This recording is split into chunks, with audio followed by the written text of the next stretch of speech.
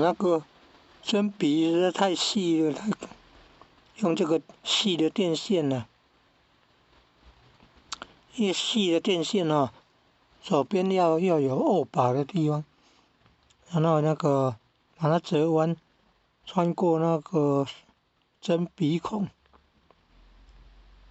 孔呢，然后那个那么细的线哦，穿过那个洞，然后再拉过来，这个要弯的够长哦，不然会那个散掉啊。刚刚有拉了哦，不然这个哦要弄很久，